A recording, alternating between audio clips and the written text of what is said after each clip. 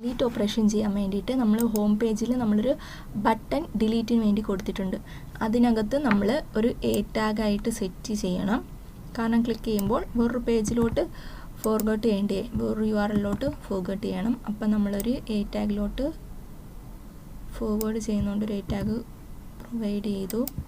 അതിനകത്ത് നമുക്ക് ഇവിടെ ഡിലീറ്റ് എന്നാണ് URL നെയിം കൊടുക്കേണ്ടത്. ഡിലീറ്റിനകത്തോട്ട് ID ആരെയാണോ വേണ്ടത് ആളുടെ ID നമ്മൾ സേവ് ചെയ്ത് വെച്ചു. ഇനി നമ്മൾ URL വേണം ചേഞ്ചസ് വരുത്താനായിട്ട്. നമുക്കിവിടെ ഡിലീറ്റിന് വേണ്ടിയിട്ട് ഒരു പേജിൻ്റെ ആവശ്യമില്ല.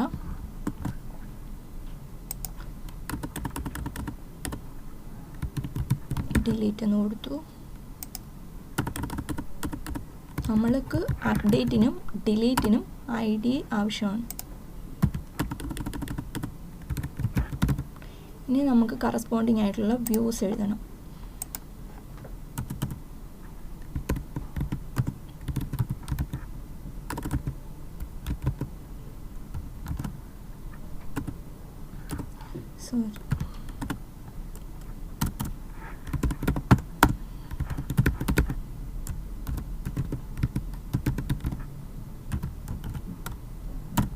ഓക്കെ, വ്യൂസിനകത്ത് നമുക്ക് എങ്ങനെയാണ് വേണ്ടത്? നമ്മളിപ്പം ID നമ്മൾ പാസ് ചെയ്ത് കൊടുത്തിട്ടുണ്ട്. ആ ID നമ്മളിവിടെ വിളിക്കുന്നു. അപ്പോൾ ആ ID ഉള്ള ആളെ നമുക്ക് ഫിൽട്ടർ ചെയ്തെടുക്കണം.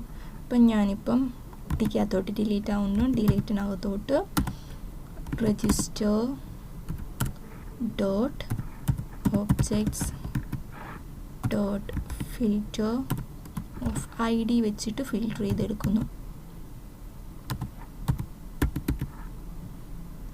നമുക്ക് രണ്ട് രീതി ചെയ്യാം. ഒന്ന് ID വെച്ചിട്ട് നമ്മൾ ഫിൽട്ടർ ചെയ്തെടുക്കുന്നു. ഫിൽട്ടർ ചെയ്തെടുത്തിട്ട് നമുക്ക് ഡയറക്റ്റ് ഡിലീറ്റ് കൊടുക്കാം. അല്ലാത്ത കേസിൽ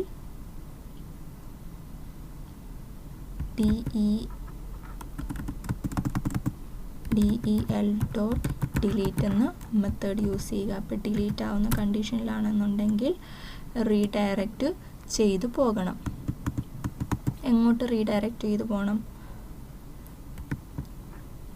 return redirect request home page.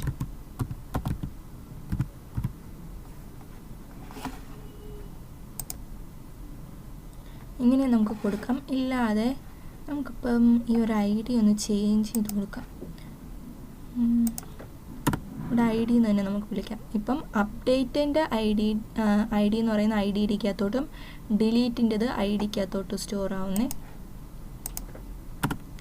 കൊടുത്തതിന് ശേഷം നമുക്ക് വേരിയബിളിൽ സ്റ്റോർ ചെയ്യാതെ ഡയറക്റ്റ് ഡിലീറ്റ് മെത്തേഡ് യൂസ് ചെയ്തിട്ട് ചെയ്യാനായിട്ട് പറ്റും. ഇങ്ങനെ നമുക്ക് ചെയ്യാൻ പറ്റും. ഇതാകുമ്പോൾ സിമ്പിൾ സ്റ്റെപ്പ്, 2 സ്റ്റെപ്പ് കൊണ്ട് ഡിലീറ്റ് കിടക്കും. എങ്ങനെയായിരുന്നു?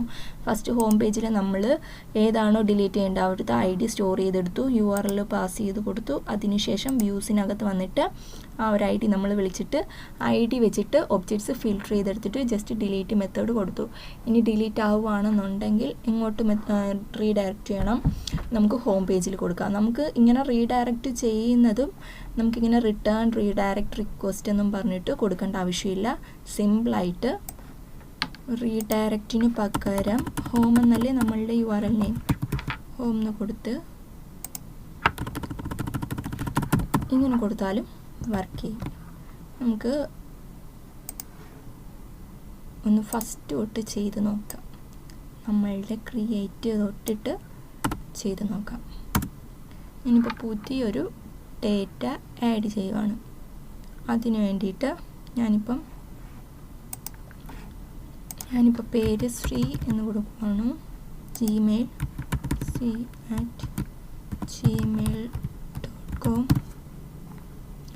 പാസ്വേഡും കൊടുക്കുന്നു. എന്നിട്ട് സബ്മിറ്റ് കൊടുക്കുമ്പോൾ നമുക്ക് ലോഗിനിലോട്ട് പോയി പുതിയൊരാളിൽ രജിസ്റ്റർ ചെയ്ത് അപ്പോൾ പേര് കൊടുത്തു, പാസ്വേഡ് കൊടുത്തു.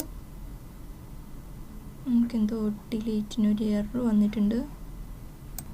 നമുക്ക് എറർ വന്നതെന്ന് വെച്ചാൽ നമ്മളുടെ URL നമ്മൾ ID ആക്കി ചേഞ്ച് ചെയ്തില്ലേ, അത് നമ്മളിവിടെ ചേഞ്ച് ചെയ്തില്ലായിരുന്നു. അതായിരുന്നു എറർ വന്നത്. നമ്മളിപ്പോൾ പുതിയതായിട്ട് രജിസ്റ്റർ ചെയ്ത് ലോഗിൻ ചെയ്ത ഡേറ്റ ഇവിടെ അപ്ഡേറ്റ് ആയിട്ടുണ്ട്. ഇനി നമുക്ക് അപ്ഡേറ്റ് ചെയ്യണമെന്നുണ്ടെങ്കിൽ അപ്ഡേറ്റ് ബട്ടൺ ക്ലിക്ക് ചെയ്തിട്ട് ഞാനിപ്പോൾ ജസ്റ്റ് എസ് എന്ന് മാത്രം കൊടുക്കും. സബ്മിറ്റ് ചെയ്യുമ്പോൾ അവിടെ അപ്ഡേറ്റ് ആയി. ഇനി ഈ ഒരെണ്ണം ഡിലീറ്റ് ചെയ്യണമെന്നുണ്ടെങ്കിൽ ഡിലീറ്റ് ക്ലിക്ക് ചെയ്യുമ്പോൾ ഓട്ടോമാറ്റിക് അത് ഡിലീറ്റ് ആയി.